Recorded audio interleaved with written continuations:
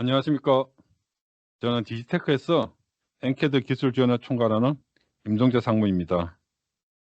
앞 세션에서 커리어 10.0 업그레이드 발표로 수고해 주신 PTC 박종원 매니저님께 감사 말씀드립니다. 커리어 3.0 기준으로 말씀드리면 10년 전인 2014년 커리어 3.0부터 지난해 발표된 커리어 10.0까지 8개의 다양한 버전이 발표되었는데, 오늘은 여러분께서 많은 관심을 갖고 계신 커리어 3.0에서 커리어 10.0 버전까지 업그레이드된 모델링 기능 위주의 내용으로 준비했습니다.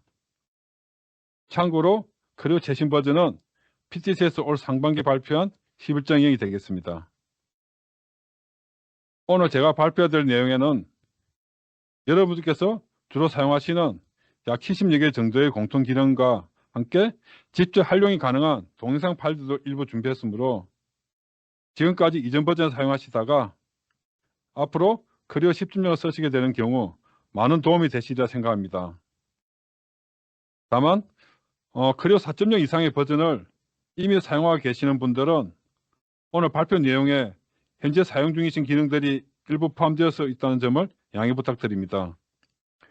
그리고 커리어 10.0 버전의 업그레이드된 옵션 모듈, 예를 들면 파이핑 앤 케이블링 설계, 프레임워크 설계, 패스널 모델링, 유체 해석 등 다양한 해석 모듈들에 대해서는 추후 별도의 세션을 통해서 진행해 드리겠습니다. 자, 오늘 소개할 내용의 목차 부분입니다. 모델링 공통 기능에서 사용자 인터페이스, 스케치 기능, 모델링 기능, 그리고 별도로 준비된 멀티바디 설계에 대한 기능입니다. 그리고 마지막에 Q&A를 진행하겠습니다. 자, 사용자 인터페이스 관련 신규 기능을 소개하겠습니다. 프리오 열기창에 대한 업데이트된 내용입니다. 첫 번째 보시면 좌측 위에 미리 보기 창이 실행하면 가로 배열되면서 우측에 나타나는 것으로 변경되어 미리 보기가 최적화되었습니다. 이전에는 파일 미리 보기가 수직 레이아웃으로 표시되었던 걸 기억하실 것입니다. 두 번째는 우측 하단의 빠른 액세스 기능입니다. 단품, 어셈블리, 드로잉으로 각각 그룹화 필터링이 가능하고 2개 이상의 필터 조합도 가능합니다. 예전 같으면 파일 명에다가 확장자까지 주가지고 본인이 직접 필터링 했어야 됐지만 지금은 빠른 액세스 기능 아이콘을 선택함으로써 데이터 선택이나 필터링에서 빠른 선택이 가능합니다. 세 번째는 좌측 하단에 있는 최근에 사용한 항목이라는 타이틀입니다. 제목 그대로 최근에 사용한 파일 기준으로 목록이 나타나게 되어 있습니다. 다음은 선택 필터에 대한 설명입니다.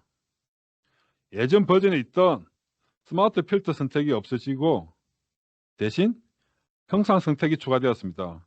이로 인해 관련 필터 또는 부품 인식 기능이 향상되었습니다. 그리고 영역 지정 선택 시 대각선으로 박스 범위를 지정하면서 좌측에 보시는 것처럼 인박스 또는 우측에 있는 크로스 박스 선택이 가능합니다. 인박스는 선택한 영역에 완전 포함된 엔티티를 선택하는 방법이고, 크로스 박스는 포함과 박스 영역에 걸치는 엔티티를 선택하는 방식입니다.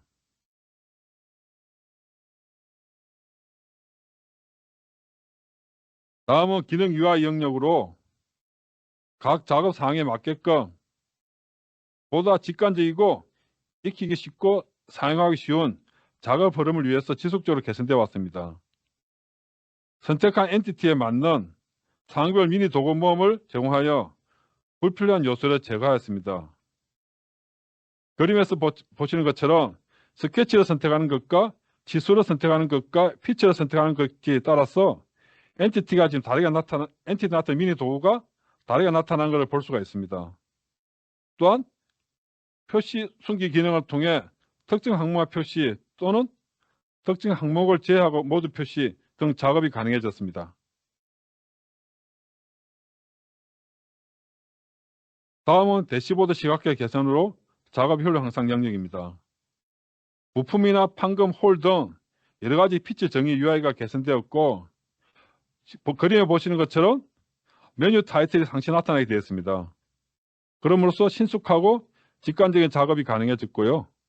또한 해당 피처에 대해서 기능에 대한 설명이 같이 도움이 나타납니다. 그럼으로써 사용자가 사용할 기능을 보다 빠르게 판단하게 되었습니다. 역시 대시보드 UI 개선 작업에서 작업의 필수 항목이 되는 옵션 패널이 있습니다. 옵션 패널이 자동으로 전개되게 되기 때문에 설계자가 어떤 작업을 먼저 진행해야 하는지를 쉽게 알 수 있게 되었습니다. 또한 탭이 별도 창으로 분리되기에 그림처럼 2개 이상의 탭을 동시에 보면서 작업이 가능합니다. 이와 같은 변동 내용은 자동으로 크리오 파라메틱 커스터마이즈 UI라는 환경 파일에 저장하게 되었습니다.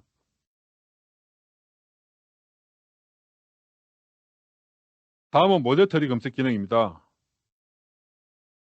좌측의 1번과 2번 그림을 보시면 대하창 입력하는 텍스트에 따라서 모델 트리 검색 결과란에 결과가 다르게 표시되는 걸 볼 수 있을 겁니다. 또한 검색된 결과에 대해서 직접 선택된 추가 편집 작업이 가능합니다. 추가로 쿼리 기능을 이용하면 부품 어셈블링 필터링도 가능해집니다. 또한 원하는 매개수 항목에 대해서 모델 트리에서도 검색이 가능해졌습니다.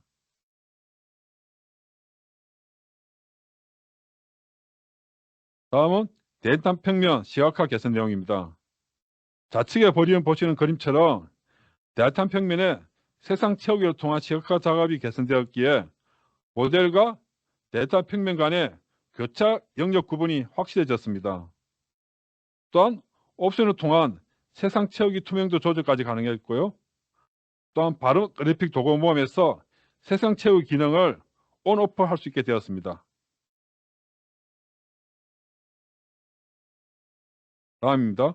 부품 모델에 대한 재료 지정 작업이 단순화되었습니다.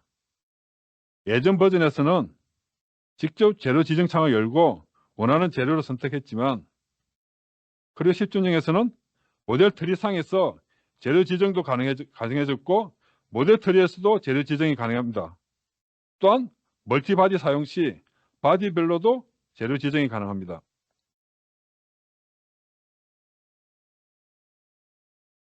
다음은 바디별 솔리드 디스플레이 제어 기능입니다. 바디별 솔리드 피치에 대해 모양새 정의 또는 상태 설정을 사용하지 않고도 투명도와 같은 형상 표현을 빠르게 제어할 수 있도록 제공합니다. 이로 인해 피치에 대한 투명도 제어로 시각화 작업에 대한 편리함이 증대되었습니다.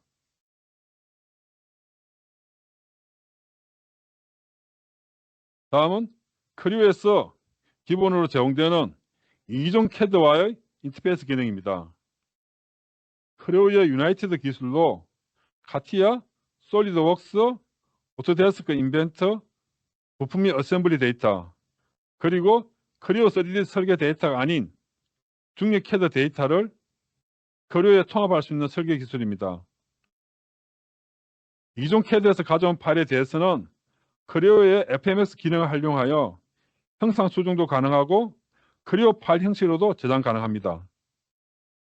또한 크리오 어셈블리 모델링 시 이종 캐드의 원본 파일도 바로 조립이 가능합니다. 다음은 스케치 영역입니다.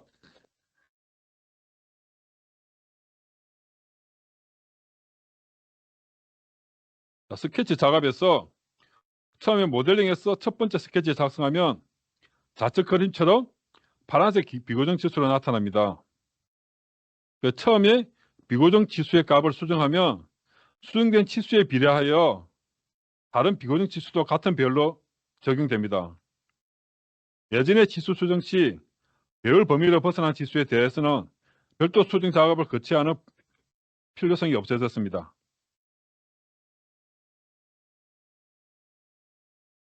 다음 스케치 라인의 두께 기능입니다. 3D 스케치 작업에서 사용되는 커브에 대한 두께를 지정할 수 있기에 기존 형상 커브와의 구분이 좀 더 명확하게 되었습니다. 그리고 기본값 설정은 구성 편집기에서 해당 변수에 원하는 값을 입력하면 됩니다. 다음은 모델 클릭 기능입니다. 그림에 보시는 것처럼 활성 스케치 평면 기능으로 앞의 형상이 단면 작업처럼 처리되기에 스케치 작업, 참조 선택 등 작업 편리성이 개선되었습니다. 이 기능은 크레오 3.0에서는 지원되지 않았던 기능입니다.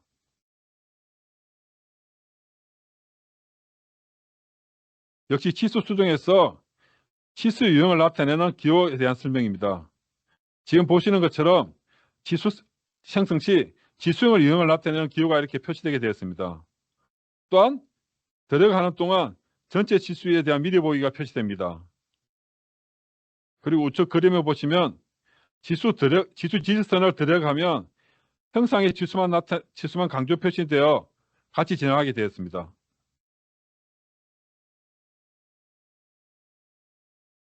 다음은 비고정 지수와 지수 배경을 제한하는 기능입니다.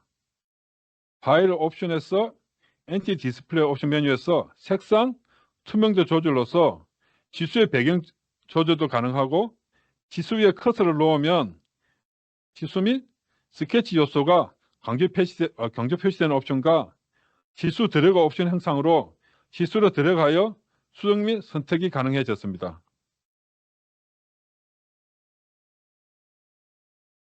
다음은 스케치 모드에서 대칭 복사 기능입니다.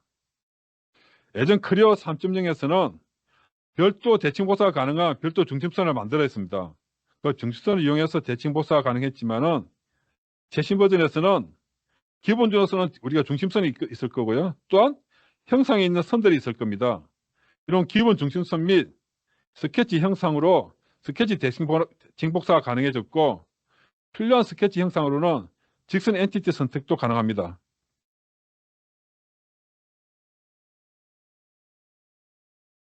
다음은 선택 필터에서 스케치 영역의 사용 방법입니다. 크레오의 우측 화면의 선택 영역에 스케치 영역이라는 타이틀이 나타나게 되었습니다. 이 기능은 사전에 생성된 닫힌 스케치 커브를 선택하여 밀어내기 등 추가 작업이 가능합니다. 우측 그림은 스케치 영역 필터를 활용하여 어떻게 모델링 되는지를 단계별로 나타내고 있습니다. 다음 페이지 동영상으로 추가 설명을 하겠습니다.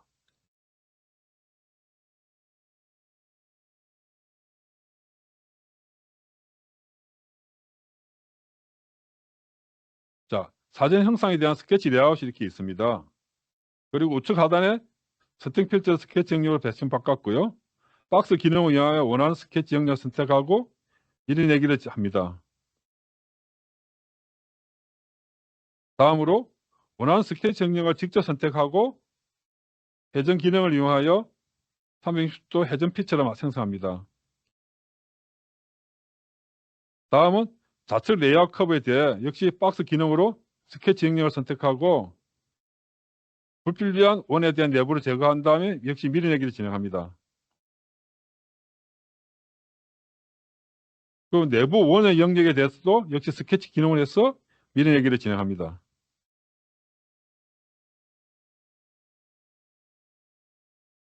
다음은 상부에 있는 스케치 영역에 대해서 밀어내기를 하면서 재료 기능을 자동으로 활성화시키면서 피처를 생성합니다. 다음 조그만 원에 대한 영역을 선택하고 역시 밀어내기 진행할 수 있고요. 다음 두 번째 작은 원에 대해서 똑같이 밀어내기를 진행합니다. 이런 식으로 스케치 영역을 활용한 모델링에 대해서 잠시 보여드렸습니다. 다음 스케치 모드에서 엔티티 검사 기능입니다. 스케치에 보시면 필터 쪽에 검사 도구의 개성과 기능이 추가되어 중첩과 교차되는 커브의 구분이 확실해져 가지고 사용자가 숨어있는 엔티티 찾기에도 훨씬 더 편해졌습니다.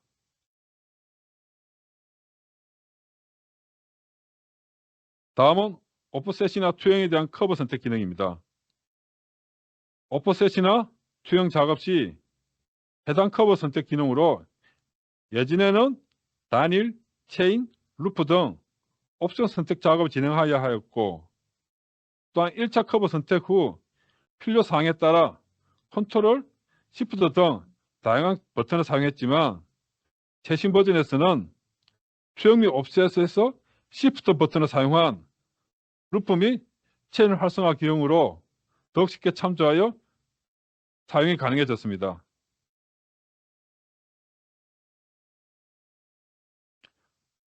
다음은 형상 기준에 대한 스냅핑 제어 내용입니다. 자세한 스냅핑 제어를 가능해짐에 따라 설계하고자 하는 의도를 보다 쉽게 빠르게 이해할 수 있고, 선호하는 스냅핑 방법에 대해서 형상 스냅핑, 인스턴트 스냅핑, 격자성 스냅핑 등으로 제어가 가능합니다. 이로써 복잡한 상황에서 향상된 스냅 성능을 발휘할 수가 있습니다. 앞에서 설명한 스케치 향상 기능 중 스냅핑에 대해서 동영상을 참조하여 설명드리겠습니다.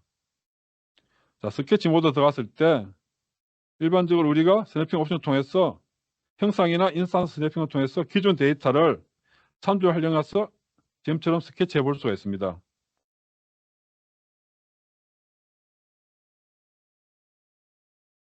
자, 스냅핑 옵션이 해제됐을 때는 보시는 것처럼 자동 참조를 지정할 수 없기에 수동 참조나 여러 가지 작업을 거쳐야 되는 수가 있습니다.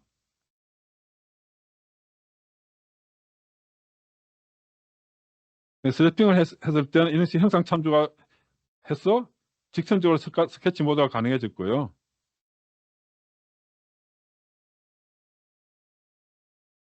다음은 형상을 만약 해제했을 때 역시 똑같이 참조가 잡히지 않는 걸 볼 수가 있습니다. 다음은 격자선 스냅핑입니다. 격자선을 표시하고 그 격자선 기준으로 스냅핑이 되게끔 모델링을 할 수가 있다는 것을 지금 그림으로 보여드리고 있습니다.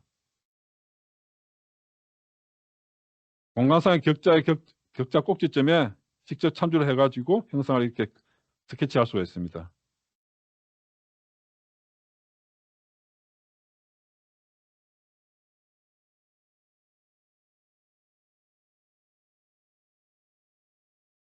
스냅핑과 스냅핑 되지 않을 때 각각에 대해서 어떻게 참조하는지를 동영상을 잠시 보고 계십니다. 다음은 모델링 기능에서 부품 영역입니다. 조항평면 생성 기능입니다. 예전에는 엔티티 간의 시속 측정 후 거리를 계산하여 조항평면을 생성하였지만 지금은 두 개의 다양한 엔티티 평면을 선택함으로써 조항평면이 생성됩니다. 첫 번째 그림은 평행하게 되어 있는 두 개의 평면을 선택했을 때의 조항평면 생성 기능이고요. 그 다음에 각이 지어 있는 두 개의 평면에 맞서놨을 때는 이등 분선에 대한 옵션 조절로서 역시 원하는 방향으로 평면을 생성해 볼 수가 있습니다. 또한 평면 이외에 각 모델이 갖고 있는 정점이나 지점 커브를 이용하여 조항평면 생성도 가능합니다.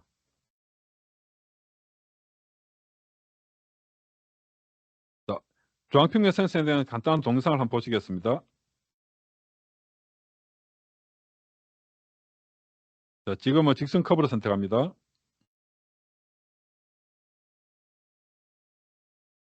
자, 직선 커브와 평면 기능을 선택하시면 조항평면이나 타이틀이 나오게 되어 있고요. 참고로 거기에 대한 기준되는 정점을 찍었을 때 직선과 정점 사이에 이렇게 대탄 평면이 중간 평면이 만들어집니다. 자, 하나 생성한 다음에 숨기기 기능을 통해서 다시 대탄 잠시 숨기겠습니다.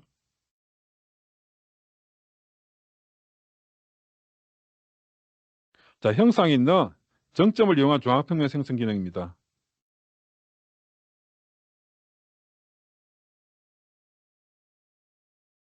역시 정점을 이용해서 중앙평면 기능을 이용해서 평면도 생성 가능한 걸 보고 계시고요.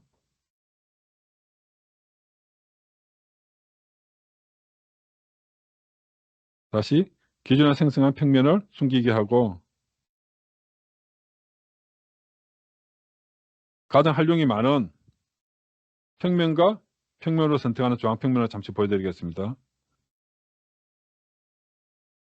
형상으로 필터를 선택하시고 면과 면을 선택했을 때 미니 도구 통해서 대칭 평면 선택 기능을 하시면은 지금 보시는 것처럼 중앙평면이 자동으로 나타나게끔 되어 있습니다.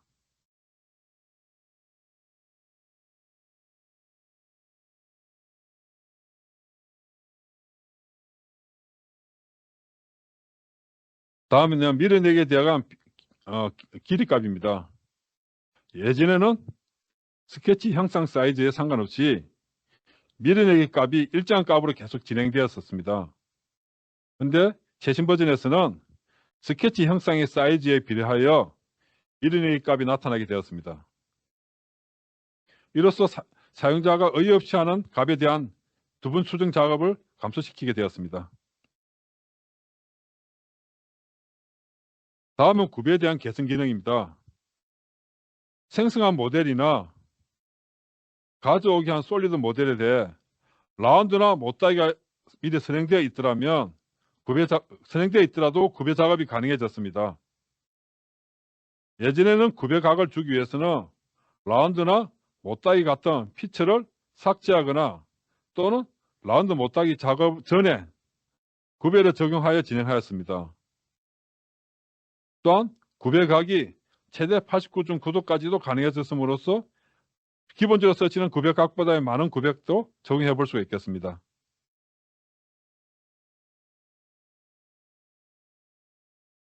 다음은 홀 피처 생성 대시보드 업데이트 내용입니다. 예전 커리어 3.0을 잠시 보시면 단순하게 아이콘만 이렇게 배열되어 있었습니다. 그래요 사용자와 직관적인 인터페이스가 되게 불편했습니다. 근데 최신 버전에서는 일본 메뉴 강기라와 아이콘 메뉴 이름이 상시적으로 나타나게 되어 있고 또한 UI 레이아웃 가선장으로 사용자 인터페이스도 많이 향상이 되었습니다. 그 다음 표준어 메모리에 대한 디스플레이 방식도 업데이트된 것을 그림으로 참조해 볼 수 있겠습니다.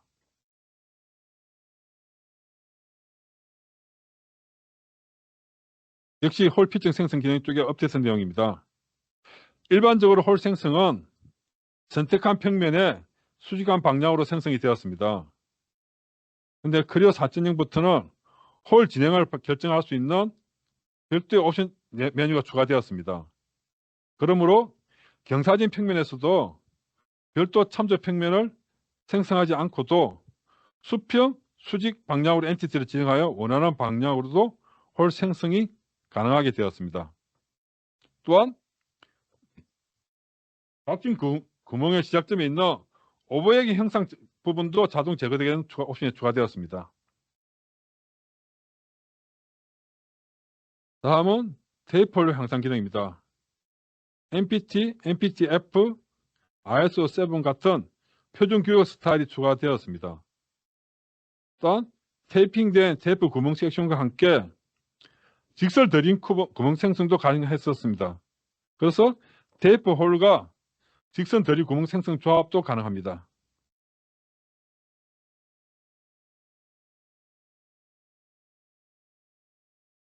다음은 스케치 형상을 이용한 홀 피처 생성 기능입니다.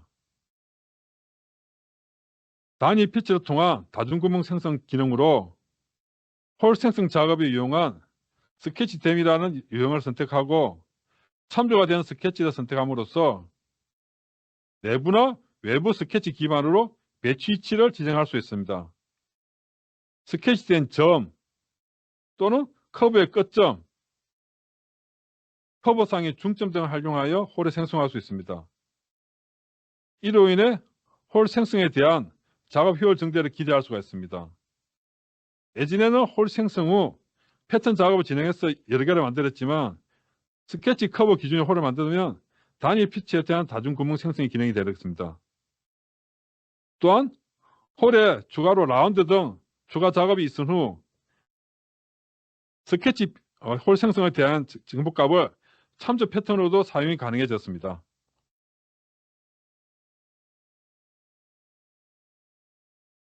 다음은 경량 표현 홀 생성 기능입니다. 그림에 보신 것처럼 구멍을 대량으로 생성하고 재생성 작업 시 실제 형상을 가지는, 즉 흔히 말해서 마스터 표현이라 부르죠. 형상으로 구멍 피처는 많은 시스템 성능과 시간이 소모됩니다. 이럴 경우 홀 생성의 대시보드에 보시면 경량이라는 메뉴가 있습니다. 이는 대용량 구멍을 경량 피처로 작업하면 성능 향상과 재생성 시간이 획기적으로 줄어들게 되었습니다.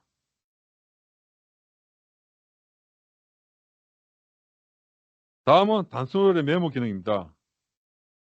예전에는 표준홀 생성 시에만 제공되었던 메모 생성이 단순홀에 대한 메모 생성 기능까지 추가되었습니다. 그림에 보시는 것처럼 단순홀 기능이지만 메모 추가라는 타이틀이 체크되게 있고 거기에 대한 원하는 값을 표현할 수가 있습니다. 이런 단순홀에 대한 메모 표현은 사용자가 해당 파일의 내용을 변경 추가함으로써 사용자가 원하는 형식으로 데이터를, 메모를 생성해낼 수가 있겠습니다. 다음은 서페이스 나누기 기능입니다. 지금 그림에 보시는 것처럼 모델 솔리드 면에 부분적으로 별도의 서페이스 면을 생성하는 것입니다. 그럼 생성된 서페이스 면에 대해서 모델 주석 같은 가공 정보, 즉 MBG라 부르는 가공 정보도 있을 거고요. 그 다음에 제조 요구 사항이나 색상 등 추가 정보를 기입할 수가 있습니다. 또한 이 서페이스를 해석 시 이 서페이스 부분을 하중 영역으로도 지정해 볼 수 있겠습니다.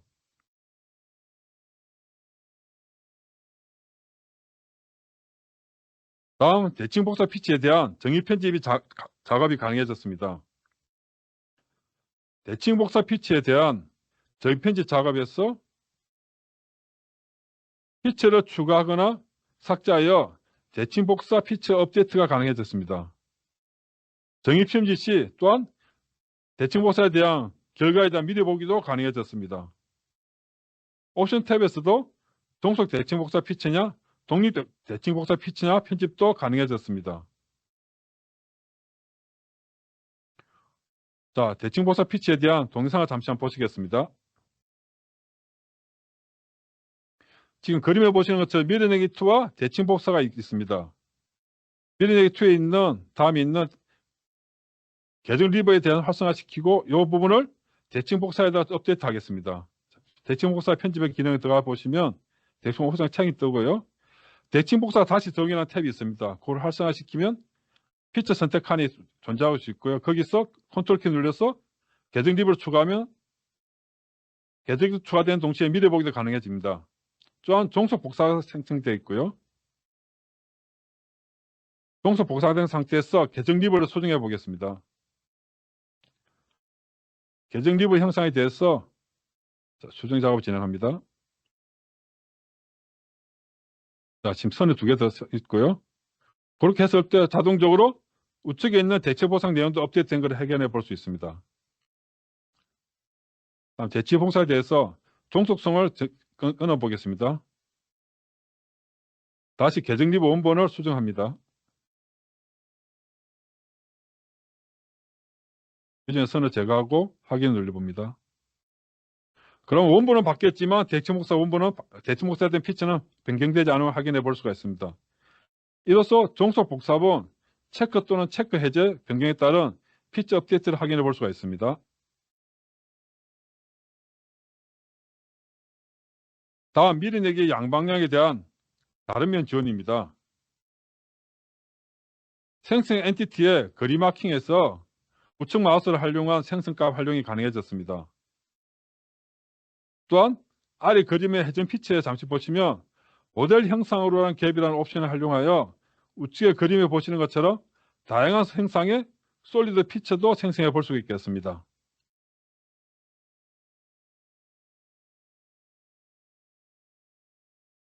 다음은 유형 모델링 기능입니다. 유형 모델링 기능으로서 최신 버전의 기본 기능입니다. 그리고 형상 기반 모델링 수정이 가능합니다. 커리어 파라미터의 파일 또는 외부에서 가져온 히스토리 없는 형상, 즉 솔리드 형상이 되겠죠. 대해서도 수정이 가능합니다. 연관 형상에 대한 선택 수집구 다시 창이 뜰 수 있고요. 솔리드 서페이스를 드래그하여 위치 이동도 가능하고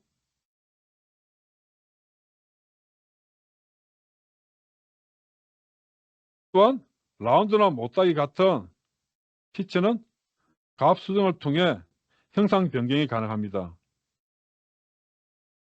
추가로 불필요한 형상에 대해서는 제거 기능도 가능하기에 이 작업은 해석 시 형상은 단순한 작업이 되어 유용해집니다.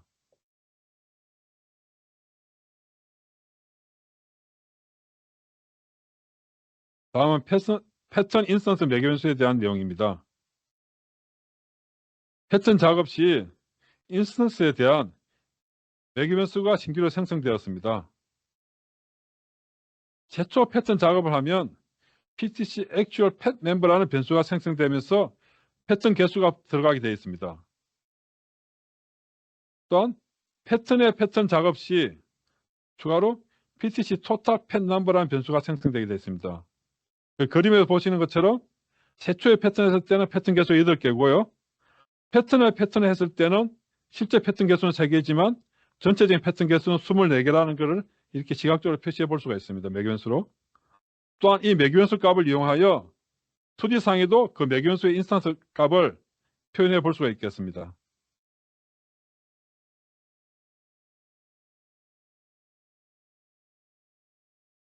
다음은 홀 피치에 대한 패턴 작업 후 일반 홀과 탭 홀 간의 전환이 가능해졌습니다. 또한 형상 패턴이라는 기능을 사용 시 패턴 옵션 중에 동일 옵션이 추가가 되어 패턴 재생성 속도가 향상되었습니다. 크리어 3.0에서는 패턴된 일반 홀과 탭 홀 간의 유형 전환이 불가능해졌지만은 크리어 9.0 최신 버전에서부터는 가능해졌기에 작업에 많은 편리성을 가져다 줄 수 있습니다.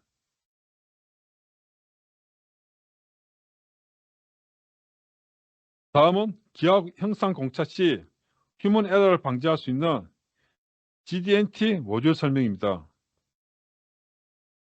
3D 부품 모델에 대해 기능적으로 또는 구문적으로 올바른 GD&T가 효율적이고 지능적으로 적용 가능한지를 판단해 줍니다. 적용 시 구문 오류와 제약 조건을 충족한 형상은 시각적으로도 표시해 줍니다. 이로 인해 사용자 시술에 인한 오류 방지와 설계 커뮤니케이션을 개선하여 정보의 잘못된 해석이나 모함을 제거합니다. 추가로 어셈블리 모델에 대한 GD&T 작업이 가능한 어드밴스드 모듈도 같이 있습니다. 그리고 현재 이 기능에 대해서는 이전에 크리어 10.0을 업그레이드한 HKMS도 많은 관심을 가지고 있는 기능입니다.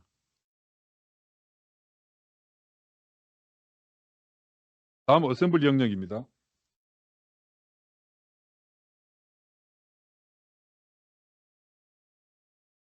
어셈블리 조립할 때 조립 대시보드 창에 조립 상태에 대해서 보다 나은 정보를 제공하고 있습니다. 예전 버전에서는 배치 탭의 각각의 조립 조건에서만 확인이 가능하였지만 크리오 10에서는 대시보드 창에서도 확인이 가능하여 보다 빠른 정보 파악이 가능해졌습니다.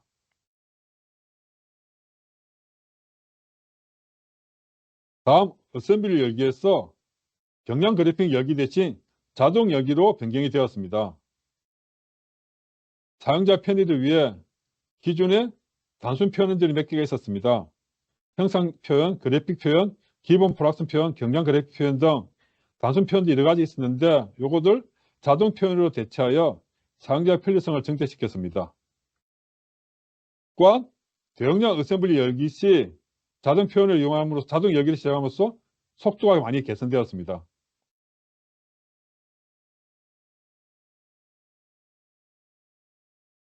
다음은 컴포넌트에 대한 숨기기와 표시 기능입니다. 조립된 컴포넌트에 대해서 시각적으로 작업의 편리성을 위해서 컴포넌트에 숨기기 하는 작업이 많았을 겁니다. 예전에는 많은 불편함이 있었지만 지금은 우측 버튼에서 눌리면 숨기기가 다음 항목 표시 등 나타내기 등 여러 가지 옵션이 제공되고 있습니다. 그래서 바로 확인할 수 있기 때문에 손쉬운 제어를 제공합니다. 또한 다음 표시, 다음 제한 모든 항목 표시가 추가되어 원하는 방향이 돼서 데이터 필터링이 가능해졌습니다.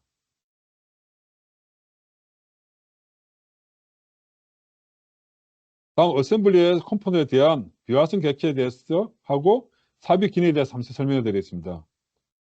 비활성화된 객체는 해석으로 히든 구분하여서 나타나게 되어 있고요. 우측 그림에 보시는 것처럼 삽입 기능이라는 게 아시죠? 인서트 히어라는 삽입 기능 같으면 모델 트리에 표시되는 방법도 변경이 되었습니다. 최상위 어셈블리 기준으로 여기 삽입 기능을 사용하시면 녹색 선으로서 표시가 되고 있고요. 그 다음 컴포넌트 레벨에서는 볼이 있는 청색 선으로 나타나게 변경이 되었습니다. 그럼으로써 좀 더 빠르게 삽입한 위치를 직접 빠르게 파악할 수 있게 되었습니다.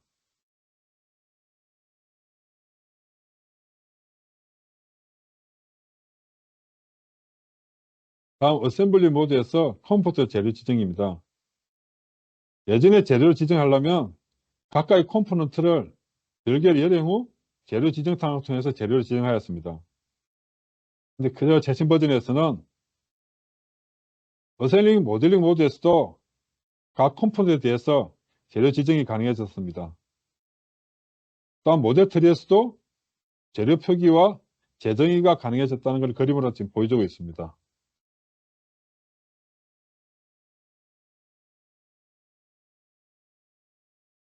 다음은 대칭복사 어셈블리 저장 기능입니다. 파일에 있는 대칭복사 어셈블리 저장 기능에서 기존 모델과의 종속성 여부 지정도 가능해졌고요. 또한 대칭복사 기능에서 대하창에서 미리 보기 기능도 제공함으로써 정확하게 대칭복사가 맞는지에 대한 사전에 검토도 가능해졌습니다.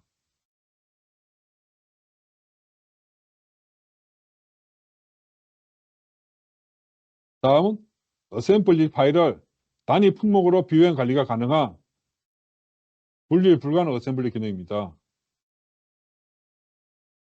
자, 이 기능을 이용하시면 구매 조립품 같은 단위 객체 컴포넌트를 관리가 가능해지고 상에 따라서는 비유형 내의 표현과 제어 기능도 가능합니다.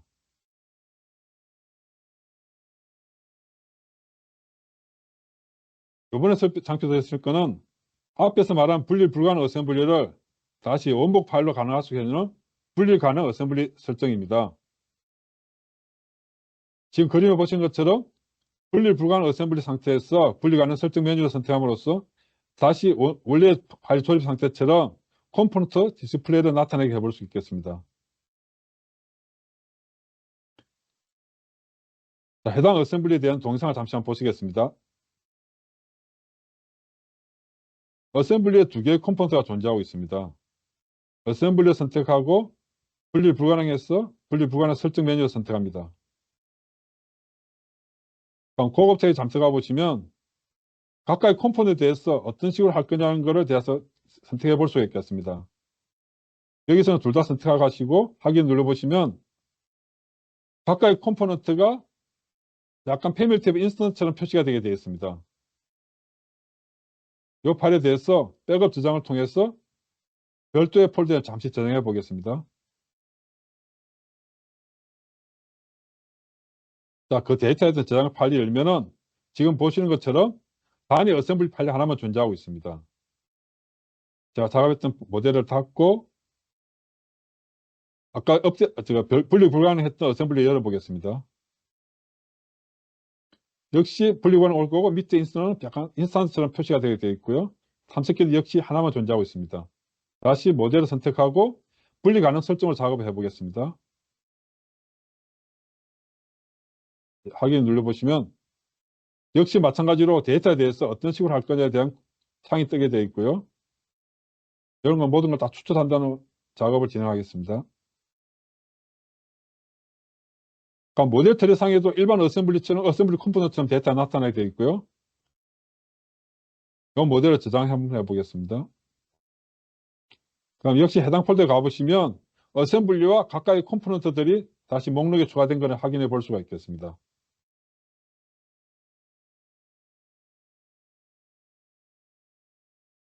다음 분리 불가능 어셈블리에 대해서 혹시 윈칠 PDM을 쓰시는 고객들에 대해서도 추가 좀 설명드리겠습니다. 윈칠 PDM을 사용하는 고객은 분리 불가능 어셈블리를 체크인하였을 때 그 앞에 그림에 보시는 것처럼 반품으로 인식을 하여 단일 부품이라는 객체음 하나만 만들어 가지고 활용하는 것을 볼 수가 있습니다. PDM과 연관된 부분에 대해서 다시 동영상을 잠시 보시겠습니다. 앞에와 작업과 같은 방식으로 각각의 컴포넌트에 대해서 지금은 일반 어셈블리를 작업 공간이라는 PDM 공간상에 들어가 보시면 어셈블리와 단위 컴포넌트가 3개가 다 존재하게 됩니다. 작업을 잠시 삭제하고요. 이제 일반 어셈블리 다시 열어보겠습니다.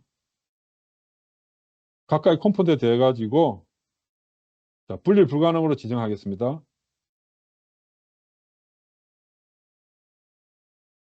그 파일에 대해서 작업 공간에 저장을 해보겠습니다. 작업 공간에 가보시면 아까와 다르게 지금 어셈블리 하나만 존재하는 걸 확인해 볼 수가 있습니다.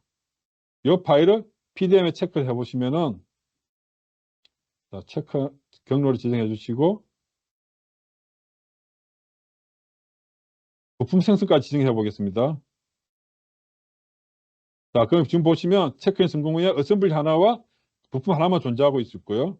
역시 관련 객체에 가서도 어셈블리에는 부품 하나만 존재하는 거 있고, 역으로 부품에 대해서도 어셈블리 하나와 객체만 존재하는 걸 확인해 볼 수 있습니다.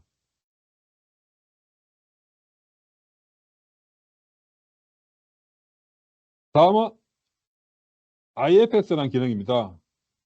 우리가 흔히서 이제 패스널 기능이죠. 최신 버전의 라이센스에는 기물로 제공되는 모듈로 볼트, 너트 등 패스널을 조립 구성하는 모델링 기능입니다. 체결 부품의 조립과 관련 형상들에 대한 작업을 자동화하여 신속하고 정확한 어셈블리 설계를 지원합니다. 또한 지속적으로 라이브러리가 추가되고 있고 좌측에 있는 그림처럼 목차에 대한 목록을 적고 펼치게끔 구성이 바뀌었습니다. 또한 헬리코일의 삽입에 대한 옆에 보면 홀 자동 생성 기능이 추가되었습니다. 역시 이 기능도 커리어 10주년 업그레이드한 HKMS도 많은 관심을 가지고 있는 기능들입니다.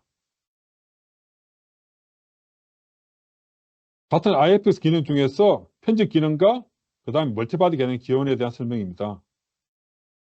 자, 미니 도구 모형에 보시면 IFX 정의 편집 기능이 아이콘이 추가되어 있고 보다 명령을 빠르고 쉽게 실행이 가능해졌습니다. 그리고 커리어 7.0 이상 지원되는 멀티바디에 대한 작업도 지원됩니다. 그림에서 보신 것처럼 패스는 하나 조립할 때 바디 1과 2가 각각 다른 바디겠지만 패스는 자체는 전체적인 모델을 관통하면서 패스는 조립이 생성되겠습니다.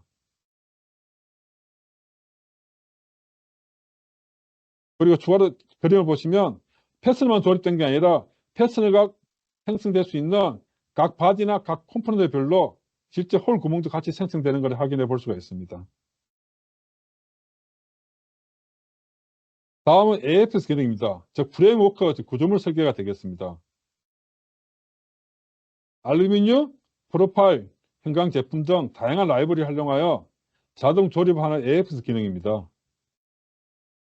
어드밴스드 프레임워크라는 모듈로 최신 버전의 라이센스에는 기본으로 제공되어 있습니다. 역시 여기 라이브러리도 지속적으로 계속 추가가 되고 있고 미니 도구 모음을 통해서 AFS에 대한 기능 메뉴가 추가되었기 때문에 다중바디에 대한 AFS 기능도 추가되었습니다.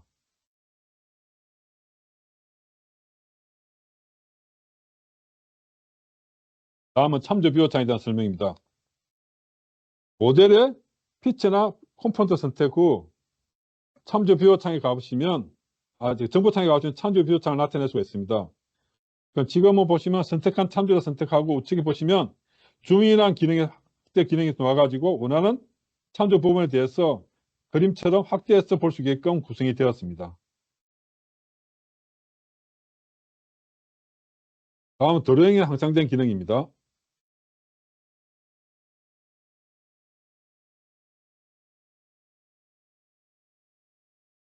첫 번째, 사용자의 사용자 실수를 방지해 줄 수 있는 기능입니다. 자, 그림에 보시는 것처럼 클리어 드로잉 생성 작업할 때 직접적으로 사용자가 파일 이름을 입력합니다. 이름 입력 vc 3D 모델링과 동일한 이름을 많이 사용하는데 이때 사용자가 오타가 발생할 수가 있습니다. 이걸 사전에 차단해 줍니다. 그리고 3D와 드로잉 동일 파일 사용으로 추, 자동 복사본 저장 등 작업 시 동시 변경 관련 문제도 사전에 방지해 줄 수 있겠습니다. 자동 드로잉 사용에 대한 동영상을 잠시 한번 보시겠습니다. 어셈블리 파일에 대해서 열고 거기에 대한 신규로 드로잉 생성을 진행해 보겠습니다. 옵션이 없다 가정했을 때는 직접적으로 사용자 이렇게 입력을 합니다. 입력하다 보면 오타나 사용자의 실수로 칸이 띄워질 수도 있고 입력을 더 할 수도 있겠죠. 여러 가지 사용자 실수가 발생할 수 있는데요. 다시 취소하고 다시 생성 작업에서 드로잉 모드에서 사용하려면 입력을 직접 하지 않습니다. 확인만 누르시면 직접적으로 원하는 형식을 가져오신 다음에 내가 원하는 드로잉 파일을 만들어낼 수가 있습니다. 지금 보시는 모델 트리하고 드로잉 트리가 동일한 이름을 가진 걸 확인해 볼 수가 있고요.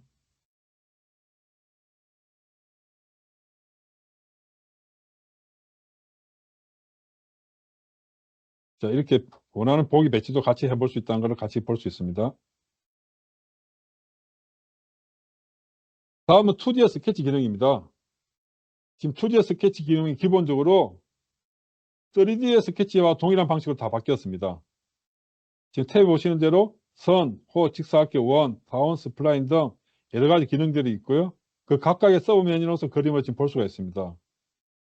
자, 이런 기능들은 외부에서 가져온 도면이 있을 겁니다. DWG나 DXF 같은 데이터를 가져왔을 때 그 필요한 설계자가 필요한 형상을 생성할 필요가 있을 거고요. 직접적으로 원이나 여러 가지 스케치 작업을 하실 겁니다. 그럴 때 이 스케치 기능을 활용하여 각 보기 간의 위치 참조 등 여러 가지 작업선을 만들 수가 있습니다. 또한 원 생성 시 기존 참조선에 탄젠트 원도 생성도 가능합니다. 그래서 이제 드로잉에서도 3D와 동일한 방법으로 엔티티를 생성할 수 있다는 걸 설명해 드리고 있습니다.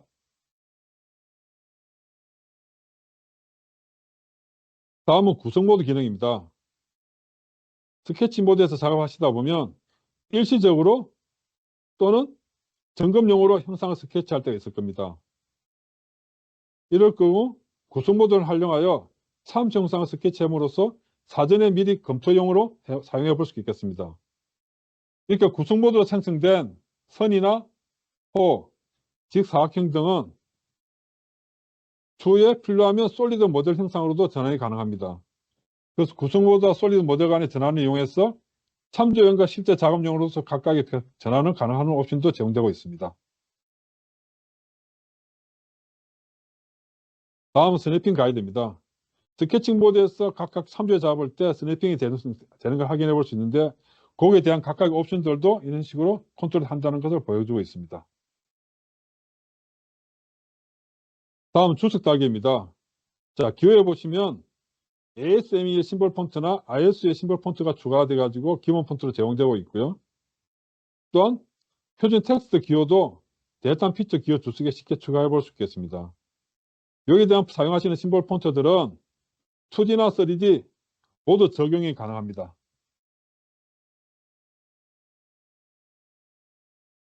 다음은 레디얼 지수에 대한 작업 방식 변경입니다.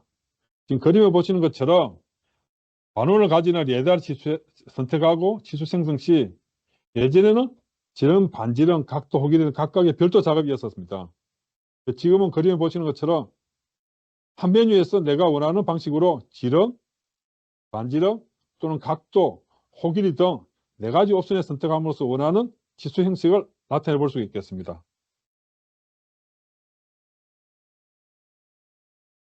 다음은 호호 또는 원과 원 간의 지수 측정 방식입니다. 지금 그림을 보시는 것처럼 두 개의 호 사이에 중심과 중심 사이 측정 방식 또는 최대와 최대 가장 먼 거리 측정, 그림을 보시는 것처럼 최소와 최소, 즉 내부적인 거리 측정 여러 가지 3가지 옵션을 통해서 다양한 방식으로 원과 원 사이의 거리를 표시해 볼 수 있겠습니다. 다음은 심볼 기호입니다. 지금 좌측에 그림 보시는 것처럼 기호 갤러리가 존재하고 있고요. 기호 갤러리를 통해서 수습판을 그림으로 보여주고 있습니다. 이런 갤러리를 통해서 사용자 정의 기호를 한 곳에서 확인도 가능하고, 또한 사용자가 직접 직관적으로 원하는 형상을 직접 빠르게 선택해 볼 수 있겠습니다. 또한 개별 심볼은 고정된 심볼 그룹에 추가하여 사용해 볼 수도 있겠습니다.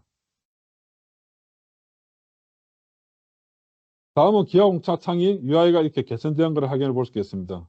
좀 더 사용자의 필요하게끔 기하 공차 부분이나 대담 데이터, 공차 구분 기호 표시 방법 등 여러 가지 해가지고 추가 작업까지 가능하게끔 많이 개선이 되었습니다. 다음 해칭 영역입니다. 해칭의 패턴에 대해서도 개선된 부분인데요. 자, 해칭 패턴 갤러리 역시 존재하고 있습니다. 그리고 사용 가능한 모든 해칭이 하나의 보기에 썸네일처럼 표시가 되게 되었습니다. 그래서 해칭 갤러리를 통해서 해칭 패턴을 보다 빠르게 미리 보기 선택이 가능해졌습니다. 다음 해칭 보기에 대한 경계 라인 영역입니다. 지금 그림에 보시는 것처럼 행단면 해칭 보기에 대한 형성된 경계 아웃라인이 이전보다 더욱 두꺼워졌습니다. 그래서 좀 더 식별 작업이 향상되었고요. 또한 선택한 해칭된 항목을 명확하게 볼 수 있으므로 편집 중인 항목을 쉽게 식별하고 집중할 수 있게 되었습니다.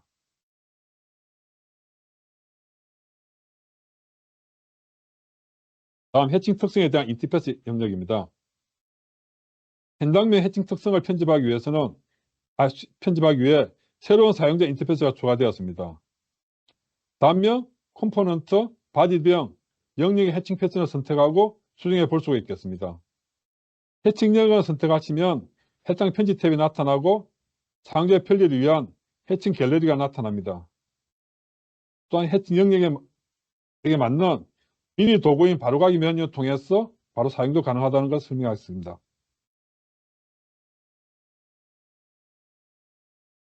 다음은 드로잉 트리 옆에 해칭 트리가 추가가 되었습니다. 해칭 트리에서 어셈블리 내 각각의 컴포넌트에 별도로 해칭에 대한 값을 확인해 볼 수 있고 조절도 가능해졌습니다.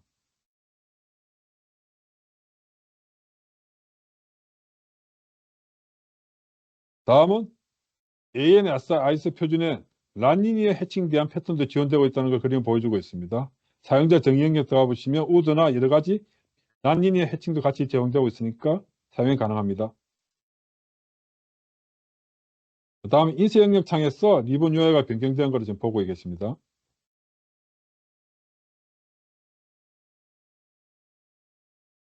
다음은 멀티바디 설계 기능입니다. 자, 멀티바디는 크리오 7.0 이상부터 제공되는 기능입니다. 크리오 7.0에 멀티바디라는 설계 기능이 도입됐고요. 자, 여기서 바디라는 설명은 뭐라 되었냐면 하나의 부품에 다중 솔리드 피처 구성이 가능해졌습니다. 그러므로 여러 설계 작업을 더욱 효율적으로 완료하는 동시에 더욱 쉽게 관리, 파악, 수정할 수 있는 새로운 설계 도구 세트입니다. 자세한 건 다음 장표에 설명드리겠습니다. 자, 부품의 바디 정보입니다. 지금 그림을 보시는 것처럼 바디 1과 바디 3이 존재하고 있습니다. 각 바디는 각 바디에 대해서 특성을 가질 수가 있는데 지금 그림 보시는 것처럼 다른 재주도 지정해 줄 수 있고요. 필요에 따라서는 색상 부여도 할 수가 있습니다. 또한 바디 형상을 독립적으로 표시하고 설계 콘텍스트에 손쉽게 시각화해 볼 수 있는 작업도 가능합니다.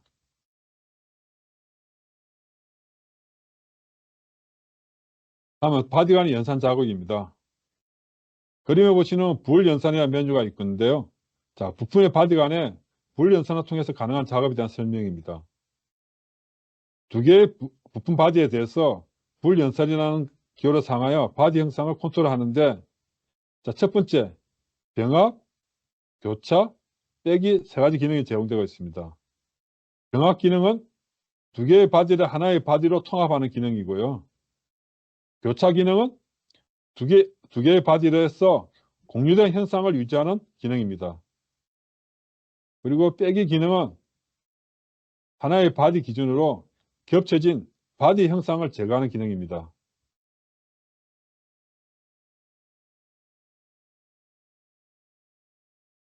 다음은 바디를 이용한 부품 생성 기능입니다. 자, 우리 앞에서 불연산턴 여러 가지 바디별로 작업을 진행했었는데요. 자, 단품에서 최종적으로 바디가 완성되었다면 완성된 바디를 기준으로 새로운 부품 생성을 만들 수가 있습니다. 원하는 바디를 선택하고 우측 버튼 누르면 바디별 부품 만들기라는 메뉴가 나오게 되어 있고요.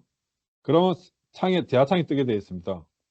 원하는 파일 이름을 입력하고 확인을 누르시면은 별도의 바디를 가지는 부품 파일이 새로 하나 만들어지게 되어 있습니다. 그림에 잠시 보시는 것처럼 가져온 바디의 형상은 외부 피처가 되어 있고요. 또한 외부 피처에 대한 종속성 제어도 가능해졌습니다. 동영상을 참조해 보시겠습니다.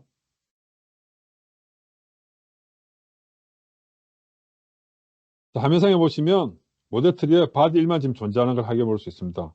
자, 스케치 영역을 이용해 가지고 원하는 영역을 선택하시고 밀어내기를 진행합니다.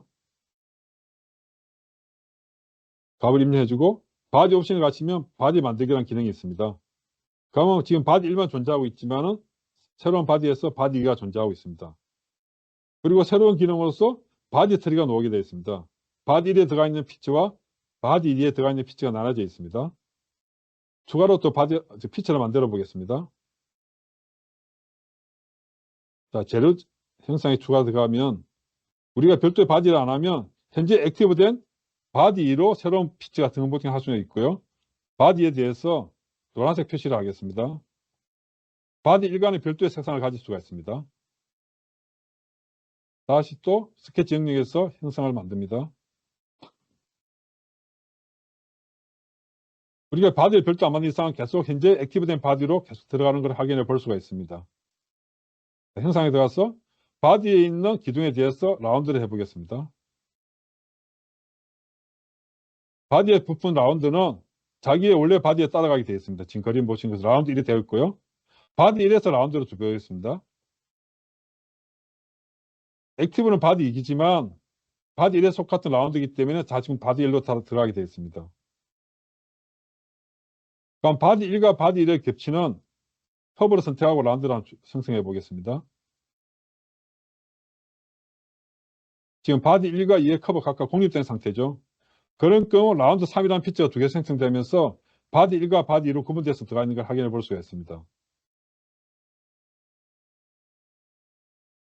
다음 마지막 원에 대해서 스케치 영역을 사용해서 또 밀어내기를 합니다.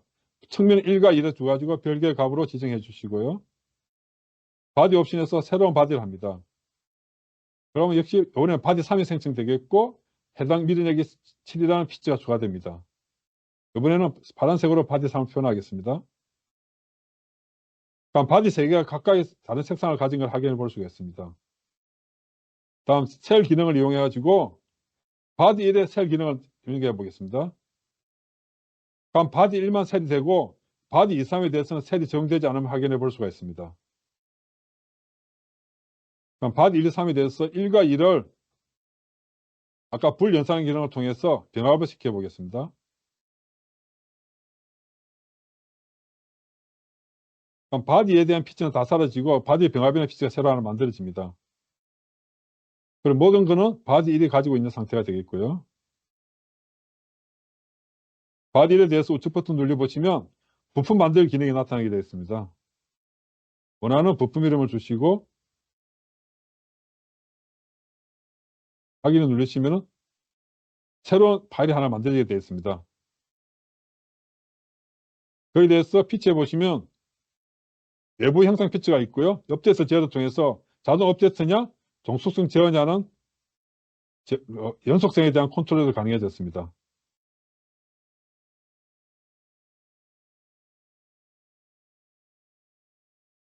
다음은 단품상에서 이제 복합 재질 해석입니다. 지금 그림에 보시는 것처럼 시뮬레이터 해석 시 전체 모델이 아니라 바디별로 재질 지정을 해볼 수가 있습니다.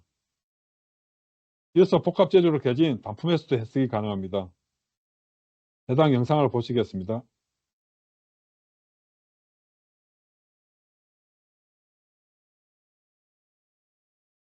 각각 형상에 대해서 바디가 두 개가 존재합니다. 자, 해석 시뮬레이터 들어가 보시면 재료 지정 메뉴가 존재하고 있고요.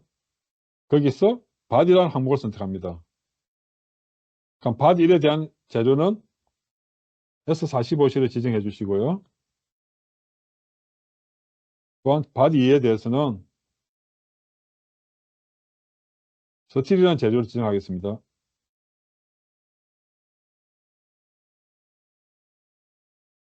이제 추가로 하중과 변이 조건을 주겠습니다. 자, 변이 조건을 주시고 다음 하중을 부여합니다.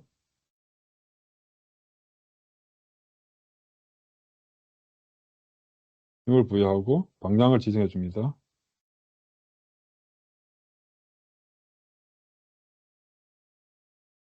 다음 이제 해석창에서 실제 해석을 진행해 보겠습니다.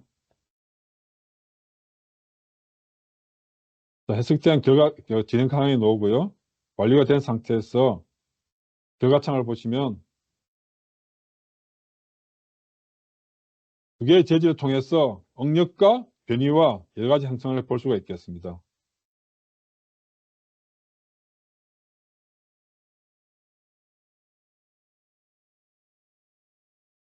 자, 이상으로 준비한 발표를 마치겠습니다.